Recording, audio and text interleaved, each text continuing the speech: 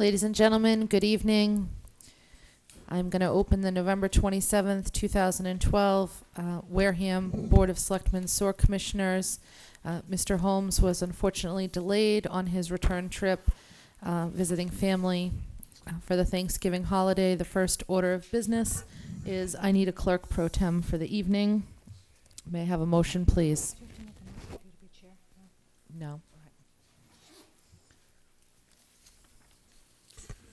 If Selectman Begley is so willing, I would move her to be clerk pro tem for the evening. Do I have a second? Second. Any questions? All those in favor? Aye. 400. Madam Clerk, may I have a roll call, please? Madam Chair, 4 selectmen are present. That would be myself, Ellen Begley, Selectman Kara Winslow, Selectman Ellen Slavin, Peter Teitelbaum, Attorney Richard Bowen, and Interim Town Administrator Derek Sullivan. Thank you, Madam Clerk. As many of you have probably heard through media sources, the community sustained a terrible loss just about a week and a half, 2 weeks ago now, when we lost 20-year-old Jordan Lopes. And if you'll indulge me, I'd like to have a moment of silence in his memory.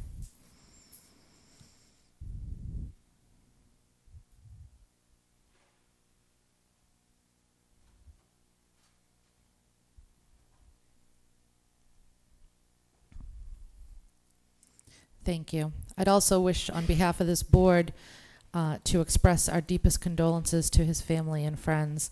And I'd also like to thank Cool Cone for their efforts in raising money to assist the family during this difficult time, and all the community that came out in support of this family.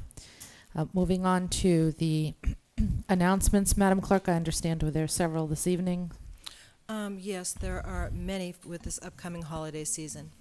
The Church of the Good Shepherd hosts a Christmas fair on December 8th from 9 a.m. to 2 p.m. They'll have crafts, baked goods, jewelry, scarves, used Christmas items, wrapped gift baskets, and other items will be sold. The event will also feature a children's room, raffles, and a light lunch of a sandwich and soup. For more information, contact the church at 508-295-2840. The Church of the Good Shepherd is located at 74 High Street in Wareham. The Gleason Family Y hosts Snowy Night Bright Lights Run Walk. It's a 1-mile run walk on its illuminated outdoor track, complete with holiday music and s'mores around a bonfire on Friday, December 28th from 6 p.m. to 8 p.m. The event is open to all ages as well as pets. Participants can run or walk up to 3 miles for a chance at winning prizes. Participants will receive a t-shirt, jingle bell necklace, glow bracelet, and refreshments. The entry fee is $15 per person, with a small additional fee for pets that includes treats. To register, call 508-295-9622, extension 15. Wendy's on Cranberry Highway will host a fundraiser to assist the efforts of the Friends of the Wareham Elderly on December 13th from 5 p.m. to 8 p.m. Wendy's will donate 15% of sales during that time, and it will be donated to Friends. The first 50 children in attendance will receive a balloon, and the Friends will offer 3 prizes in a 50-50 raffle. Wareham Garden Club's annual Christmas fair is coming up this Saturday on December 1st at 9 a.m. till sold out. Peek into decorated cottage facades and front porch and see Home for the Holidays. A 1940s sitting room and dining room will feature their award-winning designers' creations and centerpieces. The primitive kitchen will take you back to another time. All will be decked out for Christmas in the time theme of the room and with many decorations available for purchase. The Garden Club hand cuts the boxwood and greens they use for the lighted and decorated boxwood trees and bundles of greens they wrap for you to take home. The wreaths are beautifully decorated with you in mind, with a variety of bows and adornments. Christmas cookies are homemade by club members, and you can fill a tin of your own choosing or buy a container pre-filled. The sweet and savory bake table features an assortment of home-baked items, and new this year, chicken pot pies, quiches, and soups, as well as breads and other sweets. Proceeds from the club events help fund their community projects, including civic beautification, monthly garden therapy at the Gateway Adult Center, educational programs, and the scholarship program that awards grants to area seniors who are planning to further education with a focus on horticulture, agriculture, the environment, earth sciences, biology, or conservation. Okay, so. And I believe that Mrs. Smith is here to discuss the Wareham Hurricane Sandy Coalition is collecting fire extinguishers and smoke detectors until December 15th. I see your hand. You need to sit towards the front, Claire. You're too short back there. So this is a lengthy announcement, so I'm going to leave that to Mrs. Smith. Wareham High School's Winter Color Guard will host its annual Pancake Breakfast with Santa on December 8th from 8 a.m. to 12 p.m. at the Wareham High School cafeteria. Breakfast includes all-you-can-eat pancakes and sausages and a choice of juice or coffee. Santa will pose for photos, and children can participate in a bingo game with prizes to be won and a free coloring contest. Additionally, a boys and girls bike and a $100 gift card to Wareham Crossing will be raffled. All proceeds support the Wareham High School Winter Color Guard program. The team has won the state championship 2 years in a row. Tickets cost $6 in advance or $8 at the door. Children under age 3 are admitted free. For tickets, call Anne Marie at 774-263-0002 or email all lowercase sbj08@yahoo.com. Flick and Float at the Gleason Family Y. This is a movie at its indoor swimming pool on Friday, December 7th at 5 p.m. Arthur Christmas will be screened. Dinner, board games, and craft projects will be hosted in the lobby from 5 p.m. to 6:30 p.m. The movie will begin at 7. Concessions will be available until 8:30. The pre-registration fee for children up to age 12 is $6 and $8 for 13 and above. On the day of the event, the fee for children is $9 and $11 for adults. Some pool rules apply for young children and non-swimmers. For more information, call 508-295-9622, extension 27. And finally, Onset Bay Association's New Year's Eve party at the Bay Point Club at 19 Bay Point Drive at Onset. Live music by the dance band Image. 7 p.m. appetizers, 7:30 p.m. buffet, 8:30 to 12:30 is live music, coffee and dessert at 12:30. Tickets are $50 per person and limited seating.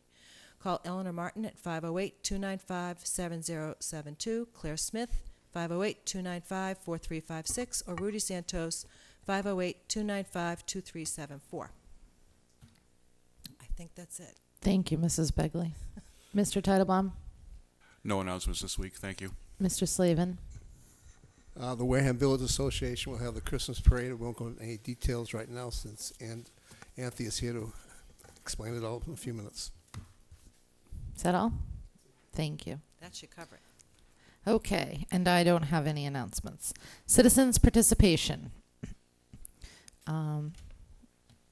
Smith is way back there. Mrs. Smith and Mrs. Gomes?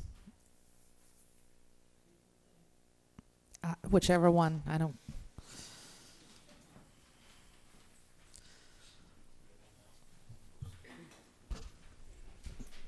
Thank you. Claire Smith and Eleanor Martin, and we have Winter Dean as well. We just want to update you on what's been going on with the Wareham Community Coalition for Hurricane Sandy. Initially, we had reached out to 4 neighborhoods in Staten Island, and in talking with them, the need all over is great. They all have the same need, the same stories. It's heartbreaking to hear what they're going through and to get feedback from them. But we've been targeting an area called Oakwood Heights. And in Oakwood Heights, 2 people started out the day after the hurricane by dragging out grills and offering hot dogs and hamburgers to the neighbors because no one had any power or any means to cook anything or get anywhere to buy groceries. And from that grew a distribution center. They set up a tent. As people started coming for breakfast, lunch, and dinner, it became an area where everybody met and discussed what they needed and what needed to be done within the community. And so they become a great resource for the neighborhood. When I first contacted them, their greatest and dire need that they asked if we would help with as a community was for fire extinguishers and combination smoke, carbon monoxide detectors. And while to some that might seem, well, why would they need something like that? To those people who have no electricity and who are running their homes on generators, there is a safety problem with carbon monoxide, and they want to make sure that no one has any difficulty with the generator or having carbon monoxide in their home. And that's a typically something that someone would not donate. And so they need approximately 3,000 of them. Because one of the other things, all of their electrical panels were totally flooded out. So before the homes are going to be allowed to connect to electricity, they have to replace their whole entire electrical panel. It has to be inspected by the city, and the city is going to require that they have a carbon monoxide detector, smoke detector, and a fire extinguisher in the house, also because their wires have been underwater and they don't know what will happen when the electricity comes on. So that's a dire need throughout all of Staten Island. It's not something that typically people would donate. So we decided that if that's what they asked for, that's what we would like to try to accommodate them with. We've had somewhat of a success. Initially, our first week, we've had several businesses who have stepped up to the plate. We had East Coast Fire. Can't think of what, it's East Coast Fire, and I can't think of the name of the rest of the business, but they're in the industrial park. They graciously donated several 5-pound fire extinguishers. We've had several donations, monetary donations from the Wareham Lodge of Elks and the Plymouth County Municipal Maintenance Workers so that we can go out and purchase them. And people have been graciously and slowly bringing them into the fire station. So if anybody still is willing to do that, they can drop them off at either the Main Street Fire Station or the Onset Fire Station, and we will accept them through December 15th.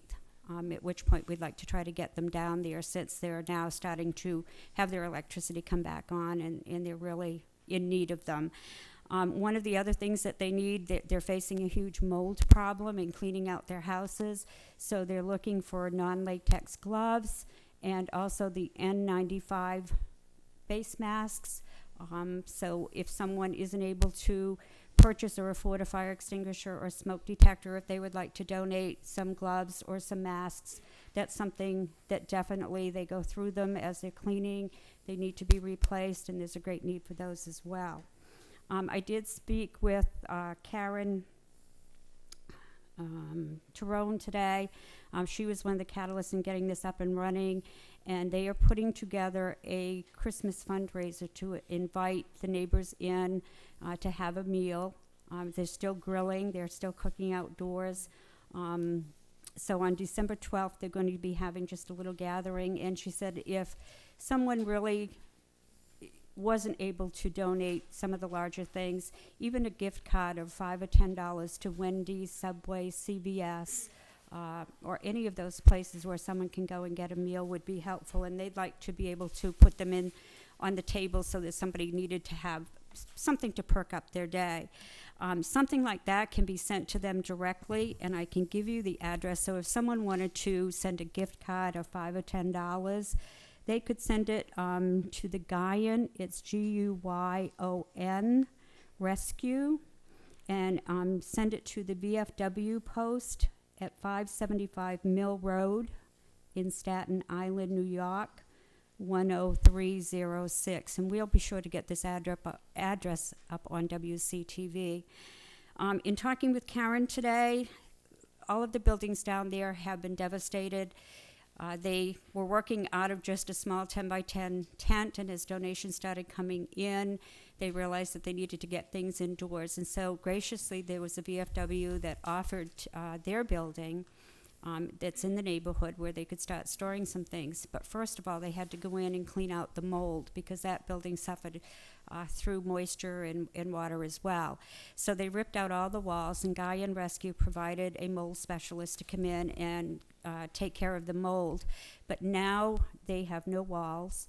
They would like to get the building put back together. So one of the major things they would like to focus on is their kitchen area. So they would like, if anybody is willing to donate, about 714 square feet of tile so that they can get the kitchen area up and running. It's getting cold. It's getting too cold to cook outside. It would be nice if they would have somewhere inside that they would be able to cook some meals, some hot meals. Habitat for Humanity is willing to come in and do the work for them. So as a community, if there's any contractor out there that might have some tiles or some volunteers that might be willing to go down and help them, we certainly can put you in touch with them. WCTV, through Sally Morrison, who has been through this with Hurricane Katrina in Louisiana, reached out to us in the past few days, and WCTV hopefully will be sending a TV crew down there to meet personally with these people, to take videos, to put faces to those that we're trying to help, to put our faces to their faces, to give a shout out from our community to their community. If there are any children that want to do holiday cards, we'll make sure we'll try to get them down there as well. If there is someone that wanted to send a monetary donation, we shied away from that initially, but there are some people that would like to send just a few dollars. They certainly could send it, make the check out to the Onset Business Association, to OBA, and send it to Post Office Box 799 in Onset. And if they, in the corner of their check, would put Hurricane Sandy relief, when we get done, we'll accumulate whatever funds are there, and we'll go out and buy some more fire extinguishers or smoke detectors or gloves or masks. So certainly if people wanted to do that. If they don't want to go through us and they want to go directly, Guy and Rescue does have a website. It's www.guyandrescue.org, and they do have accommodations where you can donate directly to them. And I just want to point out that this is a direct neighbor-to-neighbor effort. There's no organization. This is all the neighbors coming together and working together. They have provided contractors. They have vetted the contractors. They have researched the contractors to make sure if someone is going to hire an electrician, they're going to get good work, quality work, and reasonable work, and not be taken for a ride. So it's a real community effort, and I think we as a community typically are of the same mind, the same likeness, and anything we can do to help, we're willing to help. Forest View reached out to me today. They're getting involved. We're reaching out to the churches. So it's beginning to take off slowly but surely, and we'll just try to keep everyone updated. Certainly if anyone has any questions, just feel free to get in touch with Ellen or myself or Rudy or anyone on the committee, and we're willing to do what we can to help them out. And this is a long-term effort. It's not something we're just going to do once. We want to see them through the winter and in the spring, and until they tell us they're back on their feet, we'll be there for them. Thank you very much, and we'll be sure to get you on the agenda for a fuller update within the next couple weeks, if you don't mind. Sure, certainly. We appreciate your efforts. Yeah. And just so I know, Mrs. Winslow had a concern, they did receive 4 pallets of dog food, so Good. that's something that was taken care of for them. I think you sent me an email about that. The only thing that I'd add to that is that Eastern Bank has graciously agreed to let us put boxes in the 2 Wareham branches, the Marion and the Mattapoisett. So those will be, as soon as we obtain the boxes, they'll be there for people to bring their donations also. Great. Thanks. Excellent. Thank you very much. Okay. Mrs. Gomes, did you?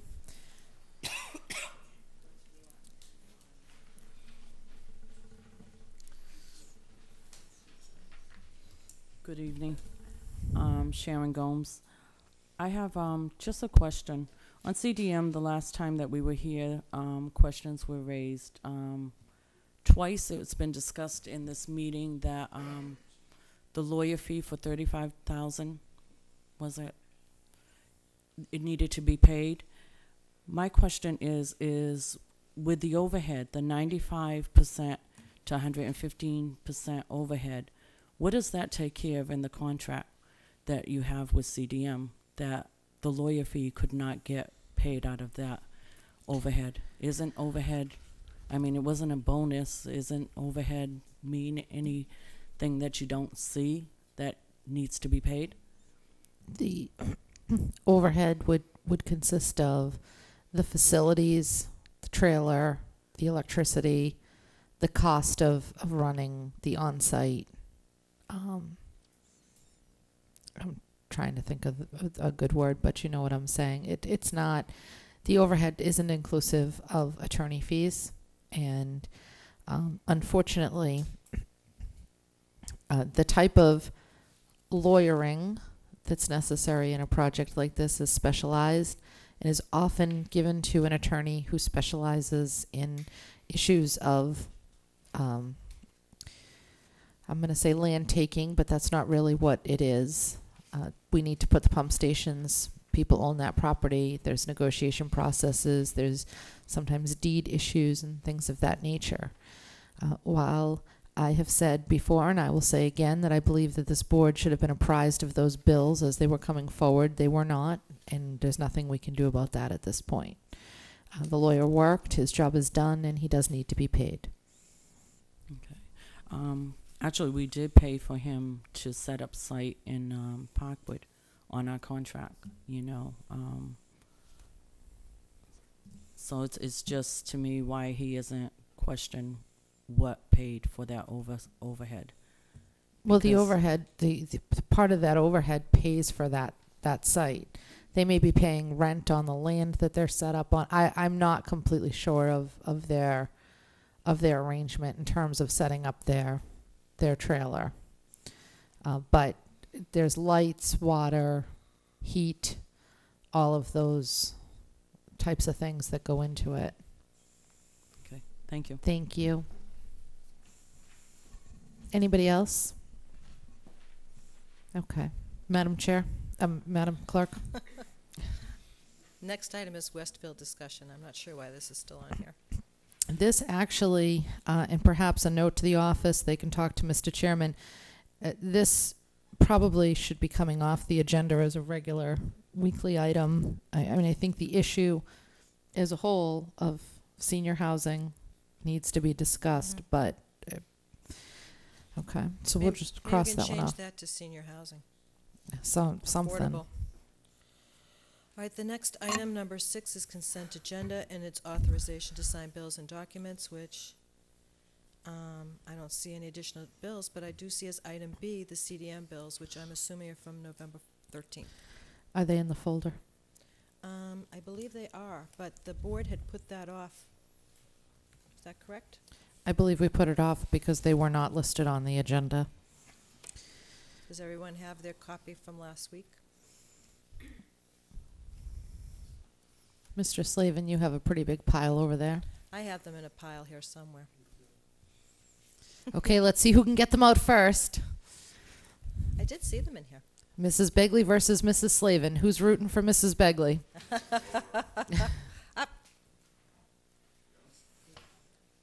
Mr. them? Slavin wins. You win.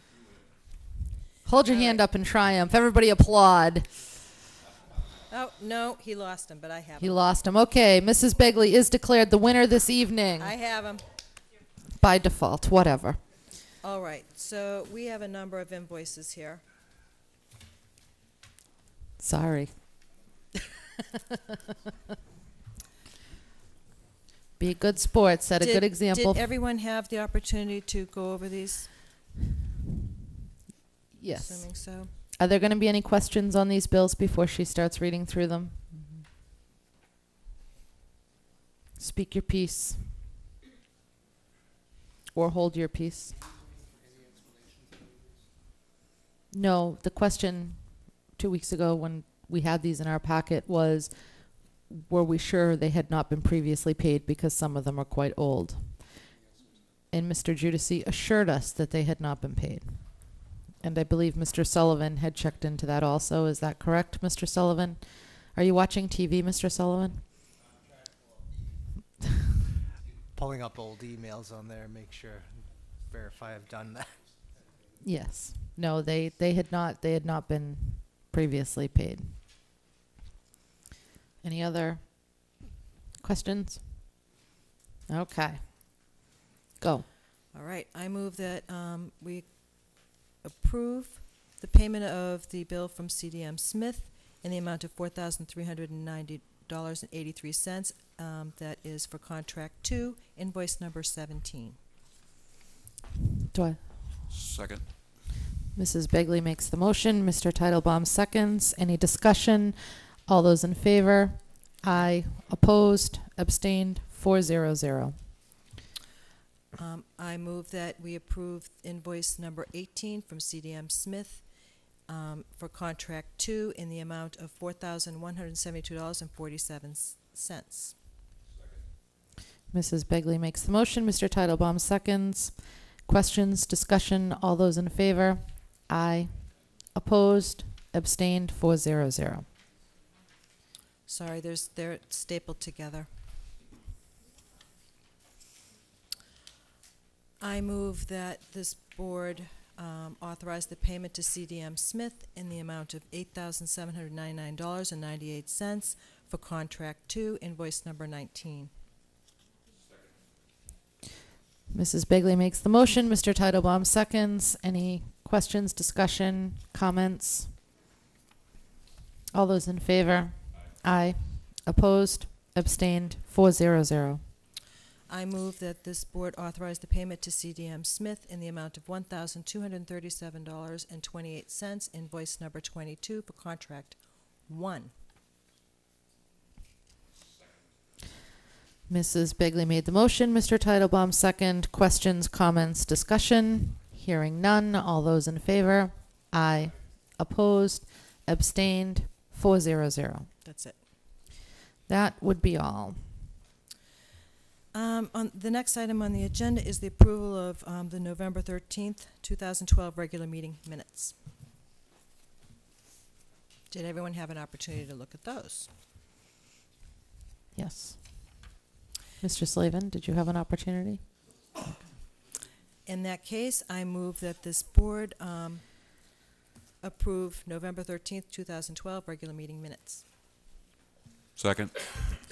Mrs. Begley made the motion. Mr. Titlebaum second. Any questions, comments, discussion, edits, changes? We're good? All those in favor? Aye. Opposed? Abstained? 400. And the next item on the agenda is interviews and appointments to Wareham Historic District Commission and Wareham Cultural Council. Let's see. Oh, wrong thing. Oh, that's the right thing. That's the parade item. That's coming. That's coming. Okay, so we have, Savannah's home waiting up for it. for the parade, Absolutely. how about Mrs. Nyman? Here you are. Come on up. Come on up, Mrs. Nyman. Sit in the hot seat. Reminds me of the time I did not prepare for the substitute license in New York City. But I'm here.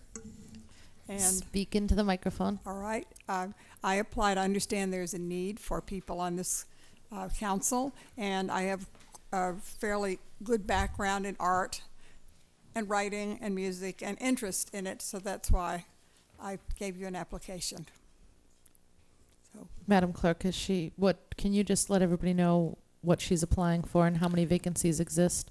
This is for the Wareham Cultural Council, and I believe it says vacancies exist, Madam Chair, but it's not giving me the number of them. I think that if you read up in the bold, I've come across this problem. At least 5 members, not to exceed 22. Oh, please don't have 22 members. Nothing will get done. So it says regular, we can have, oh, that's crazy, 22 members, at least 5, so hopefully you won't go beyond 5. How many do we currently have? We have 4. Okay. What's Okay. a quorum then? If it says at least 5, is a quorum still 3? It's crazy. It's crazy. Mrs. Nyman, I'm going to let the board members ask you questions if they so desire. I'm going to start with Mr. Titlebaum.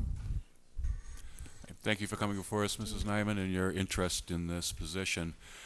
Could you just briefly describe what in your professional background would make you an asset to this committee? well, let's see. I've been a teacher for many years, although I'm retired now. I've taught literature, English, on the college level and on the high school level in Wareham. I've raised a family in Wareham. We've been involved in the arts. As a retired person, I you might say I sort of make my living doing artwork and writing. I take courses in art still, and I take courses in writing still. I've written several books, and I'm interested in what happens culturally in Wareham. But I haven't had any experience with it yet, so I don't know exactly what to expect. But as I'm interested in working on a council like this, that's why I came. And several people had approached me about applying. So, Thank you. Mr. Slavin? Evening, Mary. good evening. I believe Mrs. Nyman is more than just qualified for this particular position. She has a great background and history in the town, and that's all I need to say. Thank you very much. Mrs. Begley? Hi, how are you? good. I'm not sure what they do either, because I don't think that they've had a quorum in some time. So Oh. this is almost going to be a kind of a new adventure, Yes, Would- I gathered. which is always a good thing, though, Yes, because sir. it's going to be new members. So you're going to be coming up with the vision and hopefully the direction that you want the town to go in on a cultural way. So I don't think that there's been, I remember that there was a group just a few years ago that was really trying to bring primarily music. Mhm. Yes. And then we have the Playhouse now up at Cranberry Common. So I'm hopeful that we can move in some sort of direction. And thank you very much for applying. You're welcome.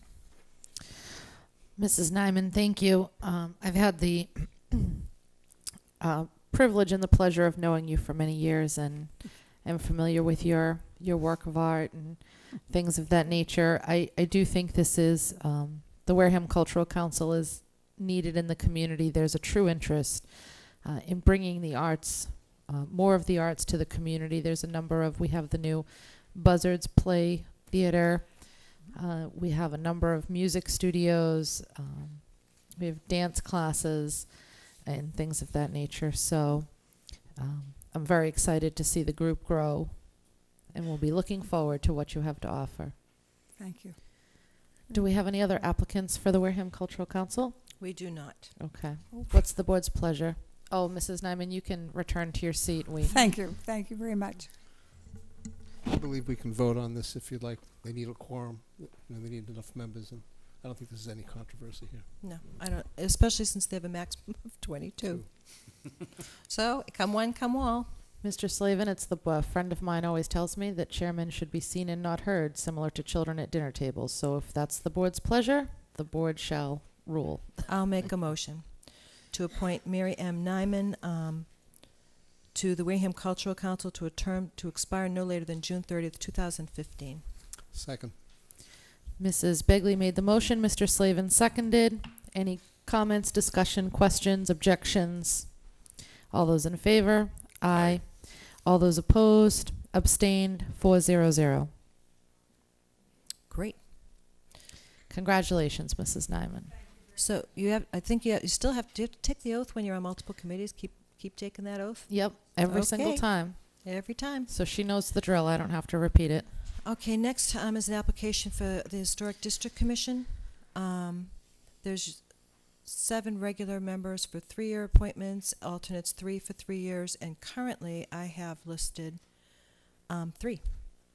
And this would be Cheryl Knapp. Hi, come on up. Cheryl Knapp. Good evening, Mrs. Knapp. If you can just make sure that you speak into the microphone. We want, believe it or not, we have a large viewing audience. We are the most popular TV show on Tuesday nights in Wareham. Okay. Welcome. Thank you. I'm going to give you an opportunity to give us a you guys are all laughing. You think it's not a joke. Our ratings are high. We even beat out American Idol. Wow. I don't think so. We're going to give you an opportunity to tell us a little bit about yourself, and then I'm going to give the members of the board the opportunity to ask you any questions. Okay. I am on the Wareham Historical Commission now. I have been for a couple of years. I do have an interest in historic preservation and the town of Wareham. I own a home that was built in 1882. I am also a Fearing, very deeply rooted in the town, and have been to a historic district meeting. I have been to a couple of joint meetings with them and our commission and the Historical Society. And like I say, I'm very interested in the preservation of houses and buildings in Wareham of historic value. Great. Well, in fairness, I'm going to start to my right this time with Mrs. Begley. Well, it sounds like you pretty much already know the drill with the historic. With the which? The This is for the Historic District Commission that you're Right. applying for. I'm in the Wareham Historical Commission now. I understand. I know, it's just that. But thank you very much for your interest. I appreciate your spirit of volunteerism in preserving our history. Thank you. Mr. Slavin. Good evening, Mrs. Knapp. The Historical District Commissions, for people who don't realize, actually handle the 2 historical districts, plus we have a third one that was in the process of getting expanded. And they basically control the outside of the properties, what they look at, when you view them, if you want to make any changes. It's a little bit different than the Historical Commission, just so people know. This particular commission only has 3 members, and they've been operating, and technically they've been operating under the minimum, even though the state says 3 to 7 members. When we passed that particular committee, we voted for 7 members, so this 4th member is critical so they can actually work and do things, because technically they really couldn't have met before, or they could have voted on things, so this is an important piece to get done. Thank you. Right, thank you. Mr. Teitelbaum. I don't have any questions. You're obviously familiar with what this historic district does, so thank you for your interest. Mrs. Knapp, I very much appreciate your interest. I'm always find history to be fascinating. And I appreciate you taking the time to come out tonight. Are there any other applicants, Mrs. Begley? No, there are not. No. So I will leave it up to the members of the board to decide whether or not they're going to vote on this at this time, or if they're going to put it off to another meeting. But you can return to your seat, because we don't like for people to have to sit there and, you know. Well, Madam Chair, there are 3 members. The committee has room for 10, 7 of those being regular and 3 being alternate. So I'd like to make a motion to for this board to appoint Cheryl Knapp as a member of the Historic District Commission to a term to expire no later than June 30th, 2015. Okay, who's getting it? Mr. Teitelbaum. Mrs. Begley makes the motion. Mr. Teitelbaum seconds the motion. Any discussion, comments? Great. All those in favor? Aye. Opposed? Abstained? 400. The next item on the agenda is seasonal liquor license extension request for Bay Point. Is there anybody here from Bay Point Country Club? This is the second time that this has appeared on our agenda. Attorney Bowen, in the past, we have been advised that seasonal liquor licenses are just that. They are of a seasonal nature. We cannot grant one-day licenses. None of the members of the board, when we discussed this prior, were familiar with an extension. So can you please let us know what our abilities are here? Sure. Seasonal licenses are governed by General Laws, Chapter 138, Section 17. We have a large viewing audience, Attorney Bowen. So I've heard. I'm not Thank used you. to the celebrity associated with all of You may get stopped in the street tomorrow. it, and who knows why. But in any event, General Laws, Chapter 138, Section 17 provides for seasonal licenses.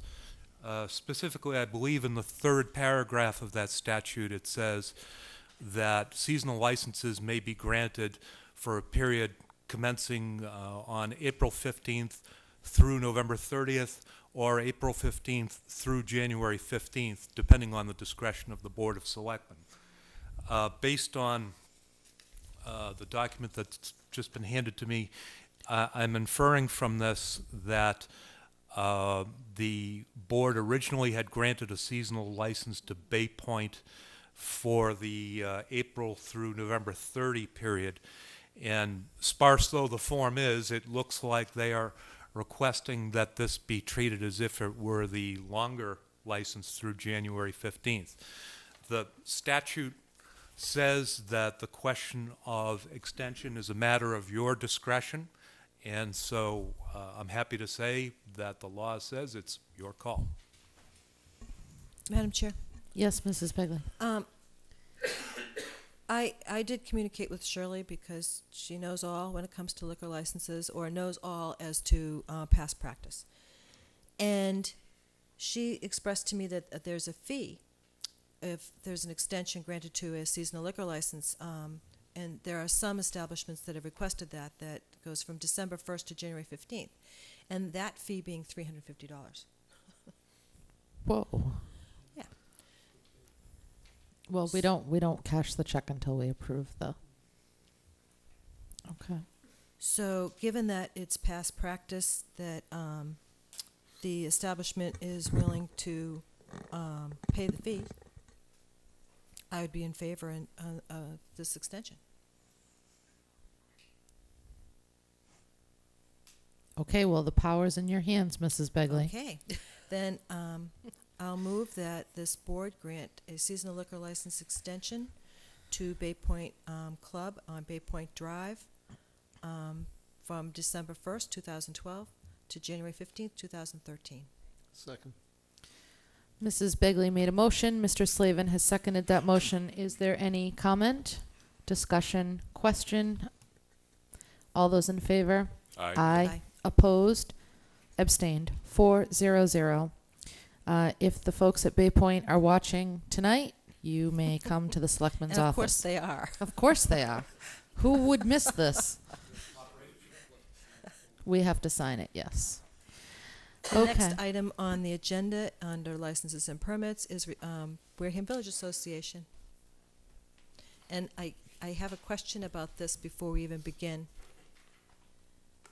Ask it. My question is this. I had asked this of Mr. Sullivan, and I hoped he communicated this to Attorney Bowen. Since we have road commissioners, I just wanted to be sure that we're still the authority when it comes to granting this permit. I may get the hang of this microphone yet. Through you, Madam Chairman, to Selectman Begley. That's an interesting question. That being said, I think here's the answer. The power of the town Board of Road Commissioners is set out in the charter at section 3-9B, and I'll read from the charter, and it defines the authority of those commissioners.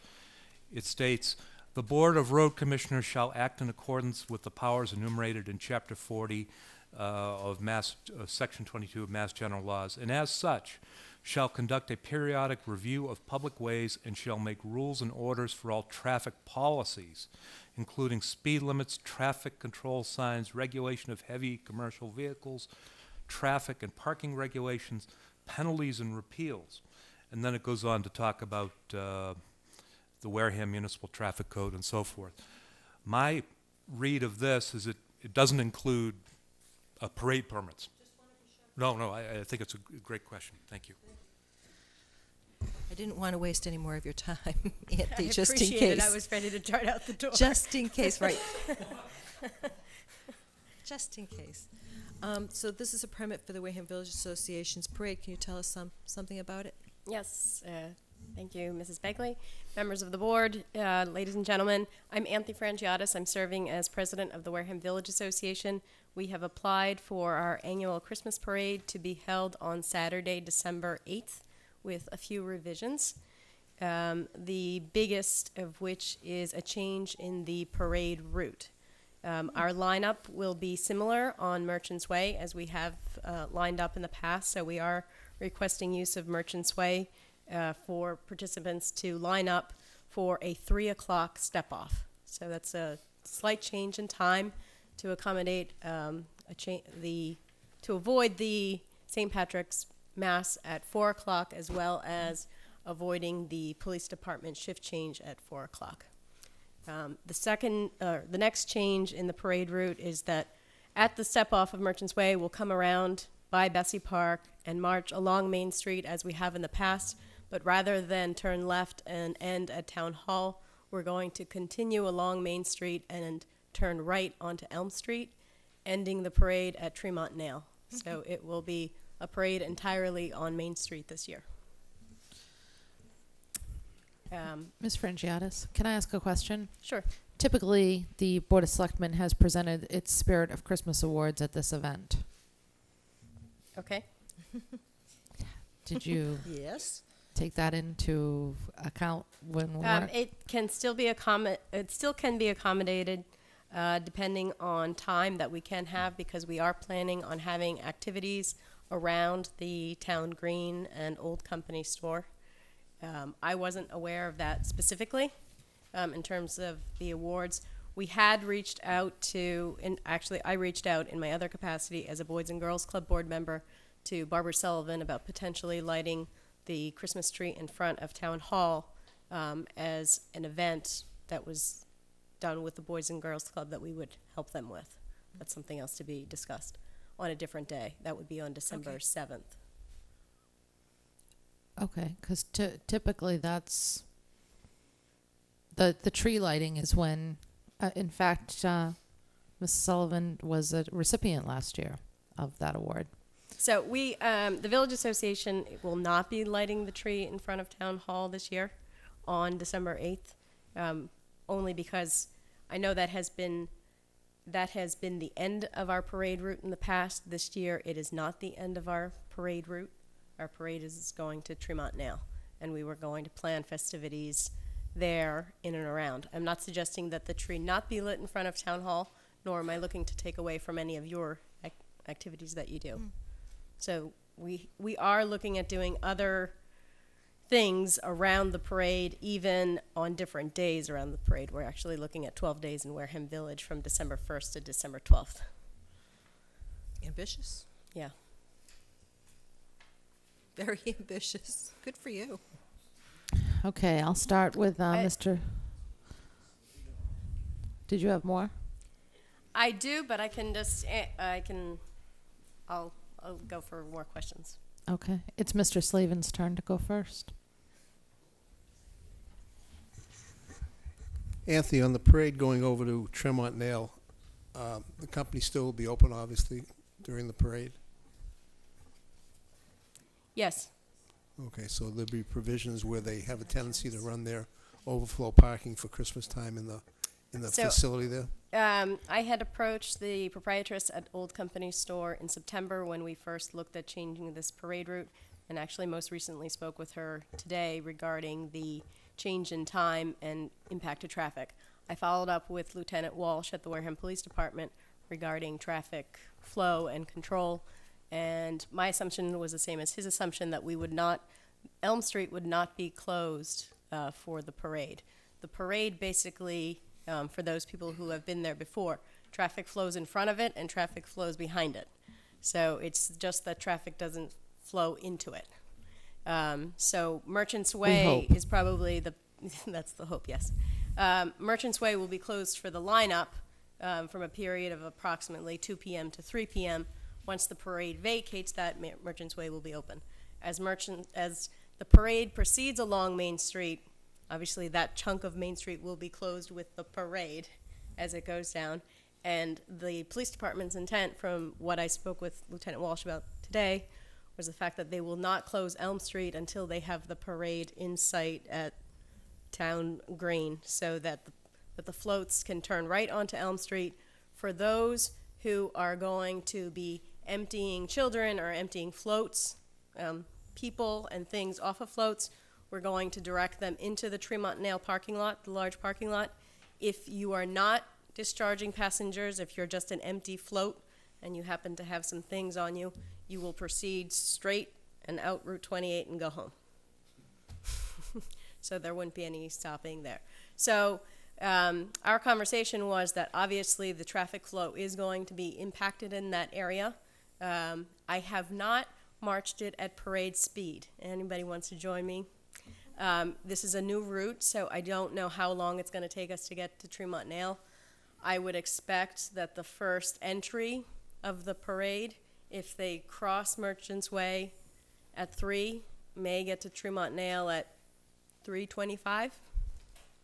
I don't know if anybody's a good... It's a 15-minute walk. It's about a 15-minute walk if you... A walk, but not a parade walk. I'm saying walk is a Right. parade walk to me. Oh, okay. Oh, okay. So 3:20. So for the time period between 3:20 and 4:20, I would think that it's going to be careful driving necessary, and I'm going to rely on the police department to direct traffic and be aware of businesses that are open as well as other activities that are happening. The Historical Society has talked about potentially doing something at the Meeting House. We're talking about doing something at Center Park. I apologize about the awards. I was not involved last year. It was not brought to my attention. It's certainly something that can be worked in. What I wanted to get to beyond, you had asked about, do I have anything else? The Village Association is sponsoring with the local businesses on the same day, Christmas on Main Street from 10 a.m. to 3 p.m., where participating businesses will be offering activities. We will be offering a free scavenger hunt to those participating businesses where people can come. Everything is free and open to the public. They register at the WVA, go on their scavenger hunt of the participating businesses, and can return their completed cards to be entered into free raffles. So we're really looking to make a day of it with different things happening throughout the day, with some more formal judging as well, and a judging stand. Okay, thank you very much. The only issue, like I say, between yourself and the company store and the police department, I know there'll be a little bit of an issue in that Tremont Nail parking lot. At that time of year, it's always there, so just be prepared to have cars there beforehand. And we did talk about creating signage to direct people and make people aware of what's happening. We'll be putting out sandwich boards and so forth, so that people can get to the store and also participate in the businesses. Little People's College, which is also on Swan Lane, it will be participating in Christmas on Main Street as well as the parade. So there'll be some activity there as well. Thank you. We'll look forward to all of it. Mr. Titlebaum? I don't have any questions. Thank you for the time and effort, and also the other members of the Wareham Village Association for doing this. It's appreciated. Mrs. Begley? Certainly an ambitious project, especially since everybody that's going to have to make this happen also has to prepare for their own Christmases. So I've been involved in those. Is this to, changing the parade route, is this to kind of keep people on Main Street? Yes. I kind of saw it. I saw it coming. So absolutely supporting the small businesses and keeping people on Main Street. So that's why you didn't veer off. We're a Main Street organization, and that's what we have been and I understand. promoting. And going to Town Hall is going 2 blocks off Main Street. Well, and not that Town Hall is not part of our community, not part of our Main Street, but in the past, for those of you who have been around, the Police Association used to have the fireworks at the school field. I'm a little bit confused here. Yeah, okay, thanks. So it made a lot of sense to have the parade end at Town Hall because the fireworks were in the bleachers, and that has not happened for a few years now. With our focus on Main Street and looking to make some changes and help the businesses on Main Street, considering especially that we have major anchors. We have the Old Company Store as one anchor at Tremont Nail, as well as Tri-Town and Little People's College, and then we have the other anchor of Bessie Park with Narrows Crossing and the Marina. It made sense for us to try something different.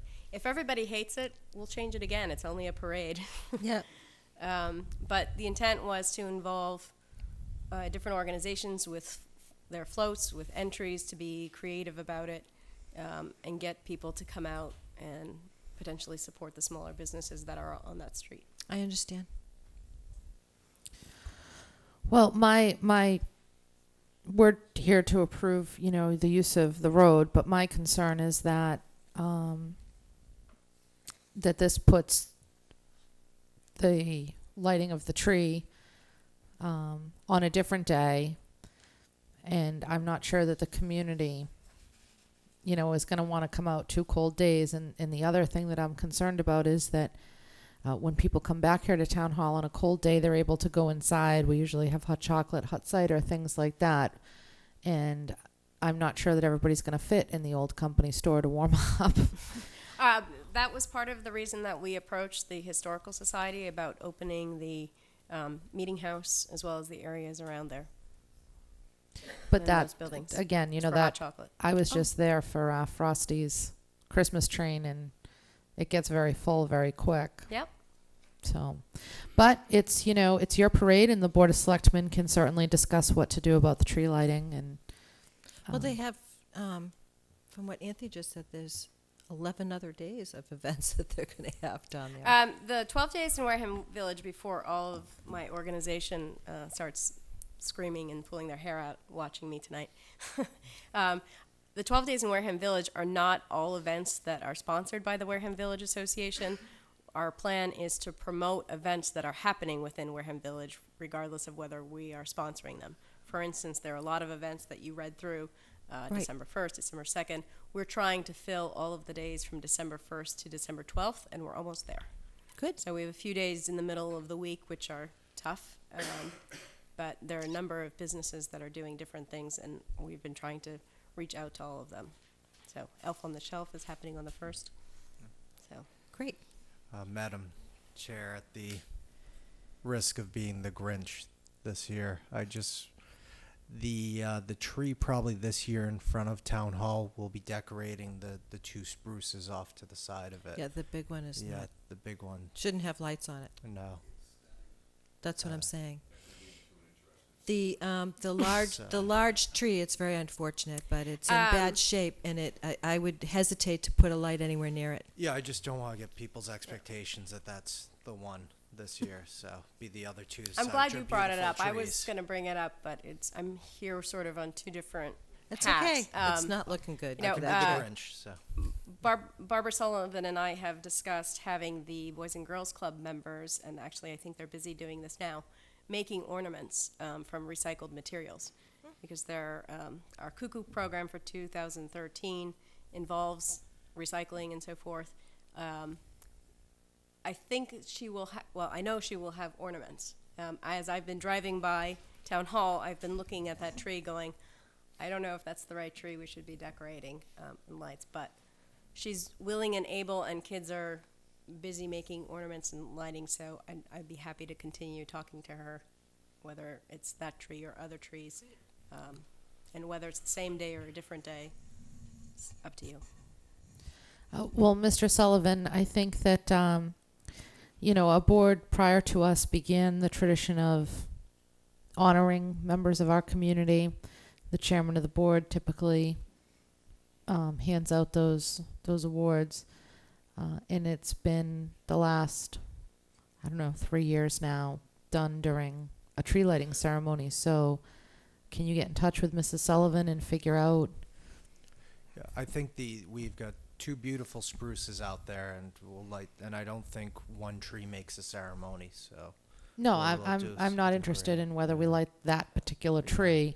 But- What I'm concerned about is that we've established a tradition within the community, and I want to make sure that we figure out how to carry that tradition forward. And if the Boys and Girls Club wants to be a part of that, and we're also going to need to pick a date, because it's imperative that the Board of Selectmen be able to be present, and with vacation plans and other obligations, this was the first I had heard about the change in it's always been done on this day. Okay. So, but there's no reason why we can't make a change. We just need to make that decision quickly. Understood. Okay. All right, with the board's indulgence, I'll make a motion that this board grant permission is hereby granted to the Wareham Village Association, care of Anthony Frangiotis, for their annual Christmas parade. The parade will begin at Bessie Park to Main Street to Tremont Nail parking lot on Saturday, December 8th, 2012, rain date December 9th, 2012, at 3 p.m. It is understood and agreed that the town will be held harmless from all liability as to damage to property or injuries to any persons. This permit would be effective December 8th, 2012, 12. Rain date December 9th, 2012, and expires on December 9th, 2012. Rain date December 10th, 2012. I think we have it covered. Second.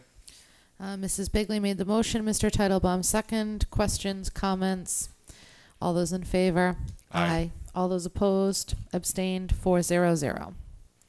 Thank Madam you. Chair, I have just one question. Will you be participating as a Board of Selectmen in the parade? Marching? I will make every effort to be there. Yeah. Okay. Unfortunately. I don't mean to put you on the spot. It's and okay. I'm going to put everybody else on the spot as well. If there's anybody out there who is considering marching in our parade, even if you're thinking about it, if you could please let us know. There's a very simple registration form. We are looking for people's names, contact information, because if something changes, we want to be able to contact you. We want to be able to give you a confirmation number so that we can have a little bit of organized chaos rather than just chaos How for can a they- lineup on Merchants Way. Can So- you give a contact? Any Yes, contact information? people can email us at WVA, which is Wareham Village Association, 2012 2012 at gmail.com, or you can leave a message at area code 508-291-3677. Thank you. I will do my best to be there, but I will be honest with you that I'm working a part-time retail job for the holiday season. I'm not going to be able to get 2 nights off, so That's fine. I was just, unless it happens by luck, I have to be at the Spirit of Christmas Awards. So Savannah will be immensely disappointed. But thank you. Thank anybody you. else going to have any issues with that? No. Okay. We would love all kinds of participants, cars, individuals, walkers, floats, bring your imagination. The theme that we've chosen this year is Main Street Magic. Is there any the floats, or anybody should know any restrictions, or We have been distributing rules and regulations with the registration forms, which is part of the other reason that we're asking people to register. Because as you mentioned, we're holding the town harmless. There are liability issues that our organization needs to be involved with as well. So we need to have registered participants. Thank you. Thank you. Next item, number 8, is sewer business. A, special legislation for sewer commissioners. I'm going to skip over this evening. This is a discussion that needs to be had amongst the board. As we're all aware, we are missing one of our members, Mr. Chairman, and I do believe that he should be a part of this conversation. We do need to determine how we're going to go forward with this. B is funding source for contract 2. Again, this is on here for discussion. We did get the number from Mr. Campina, the number between the capped betterment and the cost of the contract is just shy of $1 million. I know one of the questions that I've been asked over and over again, and perhaps Attorney Bowen can answer it, is whether or not the Attorney General is going to consider our ability to fund that deficit. Or inability.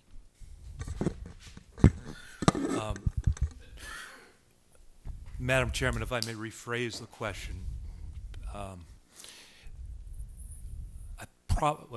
forget about rephrasing. I don't think the Attorney General will be involved in reviewing that vote at all. The Attorney General's authority to review town meeting votes is conferred by Chapter 40, Section 32, which relates to bylaws, and by Chapter 43B and the Home Rule laws regarding charters. Once you get beyond those areas of jurisdiction, the Attorney General is off the scene. This is where the rephrase was going to come in. If the question is, can you set the betterment before you have come up with a way to pay for the total project? The answer is, well, the legal answer is yes, you may. There's nothing that would prohibit you from setting the betterment. In fact, in a situation here where the betterment is capped, and that cap is less than the amount of the contract, there's no obstacle to your setting the betterment price. At some point, you'll have to have a discussion about how you're going to fund I believe you said it was $1 million difference, but at this point, that's not a legal issue. So my next question, and this will probably go to Mr. Sullivan, because the next time the five of us are together, this is something we do need to discuss. So I guess we might as well get the questions out there now. What about the Department of Revenue? As to whether they would have any objection I guess this? what my question is we need to set a betterment rate, and I believe we need to do that before the end of the year in order to get them on the tax bills for 2014, correct? Correct.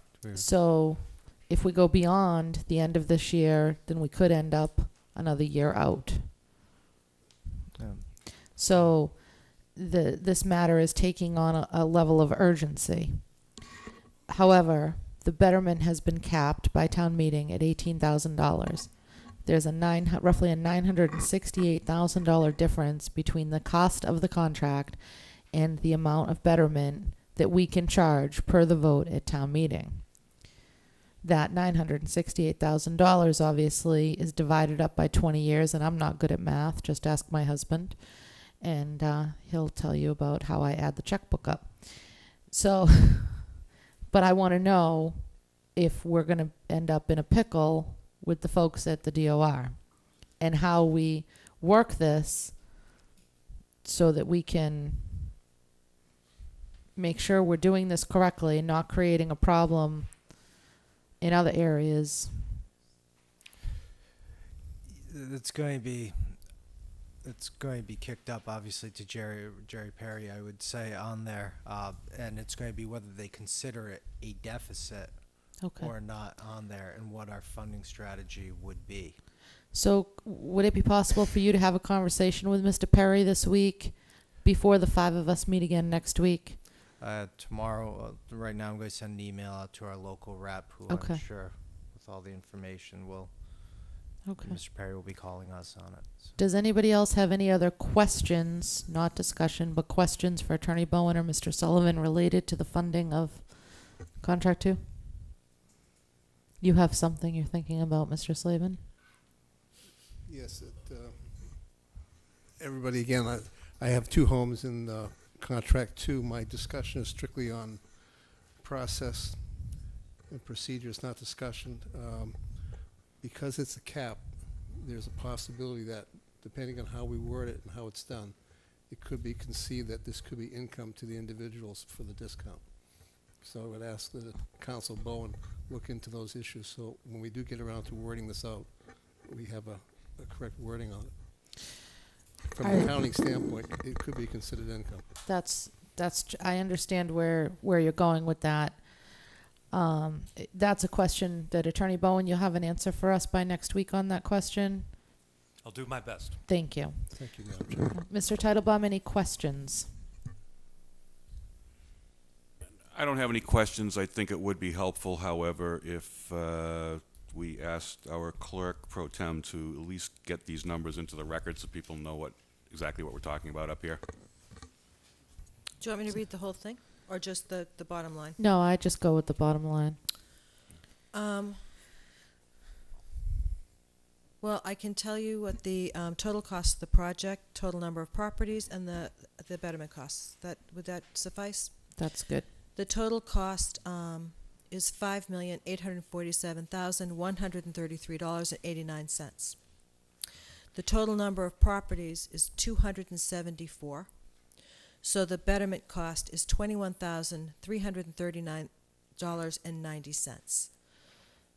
With an $18,000 total betterment at town meeting, it's a shortfall of $3,339.90.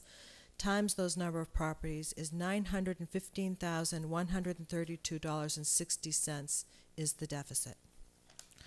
Okay, so just to recap this conversation, thank you very much, Madam Chair. Madam Clerk.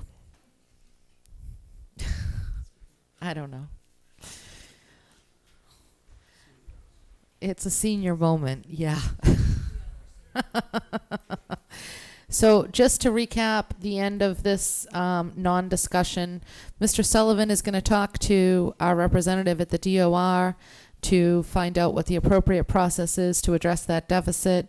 And Attorney Bowen is going to look into whether or not that $3,000 in change would be considered possible income. I'll be quick. Just my preliminary thoughts are these, that when you set the betterment, albeit it's going to be less than the amount that would have had to have been to cover the whole contract, it's not as if the folks had already paid the money and then you were giving them money. Technically, you're not giving them a benefit. I think that the way it's going to come out is that whatever you set the betterment at, that's the betterment. But I'll pin that down with the IRS. Yeah, and I think it may be a question that Mr. Chairman might be curious about too, so it'd be best to have the discussion when all of us are present. Madam Clerk? So I'm assuming that covered C. That covered C, yep. And D is any other sewer business, and I don't see anything in our packets. There's nothing in our packets, and nothing has occurred in the last 48 hours that would require us to discuss. So we move on to item number 9, town business. A is approval of memorandum of understanding and management plan from the Division of Marine Fisheries. I believe that would be Harbor Master Buckminster. Welcome. Hello, good evening. It's just a little bit of change in wording. We to make any changes to the rainfall management areas that we have, they have to change the whole process, so it has to be approved by the Division of Marine Fisheries. We've consolidated our rainfall collection sites, and we've removed a few signs that we no longer need, so that's all it is. We just need an acceptance. So nothing's been really changed? Nope, nothing at all. It still operates absolutely the same, just signage and a collection location. Okay, well... Do you need a motion from this board? Yeah, just accept it. Can I just, Mr. Titlebaum, do you have any questions? No, I don't. Thank you. Mr. Slavin? No. Mrs. Begley? None. Okay. I'm supposed to be seen, not heard, so I have no questions.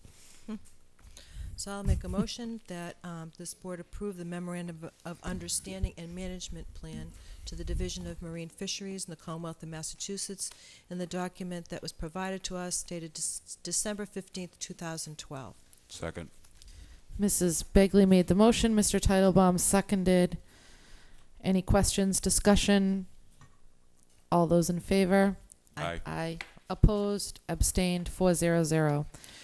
Mr. Buckminster, Can Harbor... we take this out of order, do you think? Well, that's what I was going to suggest, Harbor Master Buckminster, although I am tempted to send him back to his seat and make him wait. No. And that way the man can go home. This would be regarding the machine surplus request for a 1993 backhoe excavator. Go ahead, Madam Clerk. The floor is yours.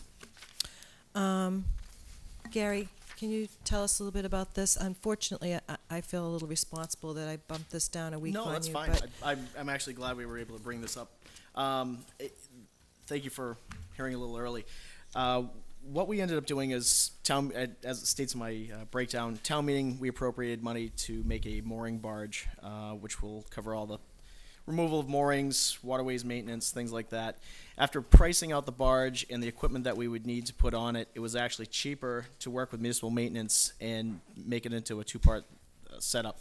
So what the barge is going to do is have a small machine that goes on it, and when it's not in use, we can take it off and municipal maintenance can use it for cemeteries, stormwater, storm drains, everything. So instead of having a barge sitting out there with a hydraulic pump and winches and gear that we may go a month or two without using it, it could be in use somewhere else and not just floating around. So I think it's basically going to be a tool that multiple agencies can use. If sewer department needs it, they can use it. If we need it, we've got it for ours, and it's just a big cooperation.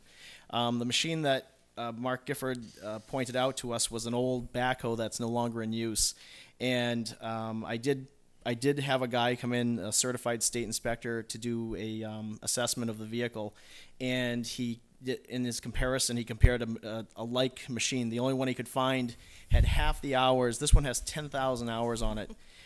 This machine has the machine he compared it to had 4,500, and he estimated that one at 9,500 as an assessed value. So we're getting an amazing deal on this because the company gave us $10,800 for it, which is pretty good. Most heavy equipment, I believe you're looking around 5,000 hours, and real companies that deal with the stuff usually are shaking that stuff.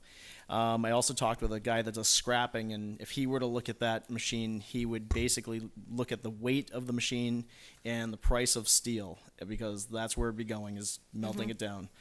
So we're ending up with a 2012 brand new machine which multiple agencies can use, and we're getting rid of a machine that's it's served the town well for the past 20 years. So Are you requiring a vote on this? I believe Yep. Derek will have to. Okay. Have to. Mrs. Begley, do you have any questions? So this is being traded in for the new machine? Yes, it and is. we're getting by far more value than it was appraised Yes, for? and it's a small machine. It's a it's a mini excavator basically is what it comes down to, and they can maneuver through the cemeteries with it because it's a compact machine. The footprint's 5 feet by 8 feet, so it's tiny. Great, thanks. Mr. Slavin? Gary, when you originally were looking at this, you got a set price for the machine? Yes, we did. We went through the Compass, which is the state surplus, or the state contracts, and went through John Deere with it. Okay. And then when you asked about the trade and the list price of the vehicle or the unit, stayed the same, didn't change at all? Actually, we haggled with them and got $800 more out of them. Good job. So. Okay, thank you. Mr. Teitelbaum? Thank you for your haggling. Okay. Madam Clerk, the pleasure of the board would be? I'm going to make a motion. I beg your pardon? I move that the Board of Selectmen approve the surplus request of the vehicle as described to be used towards the acquisition of a 2012 John Deere mini excavator, 1993 JCB 214S Site Master 4-wheel drive backhoe excavator, serial number USA 214 SOCPE 412088. Second. Mrs. Begley makes the motion. Mr. Teitelbaum seconds. Questions, comments, discussion? Hearing none. All those in favor? Aye. Aye. All those opposed? Abstained? 400. Thank you, Harbor Master Buckminster. Good night. The next item on the agenda is B, vote to execute the TIF agreement. This, I believe, is town meeting had voted to grant a tax increment financing agreement to the T. Marzetti Company and Chatham Village Partners.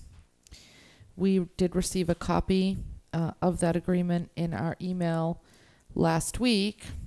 However, many of us were out of town or unavailable due to the holiday.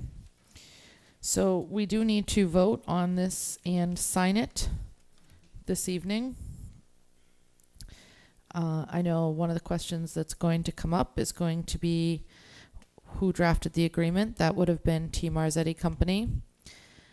And I am going to ask that the subject of TIFs and their drafting be put on a future agenda, and hopefully Mr. Sullivan can give us some idea as to how surrounding towns are handling these issues when they come up in terms of getting the agreements done. Yes, Mr. Teitelbaum? Just one question. Further in that regard, at least as far as this particular TIF agreement that is proposed that we sign, has this been reviewed by town council? Yes. And do you find it acceptable as to form and content? Yes. Any other questions, Mr. Teitelbaum? Mr. Slavin?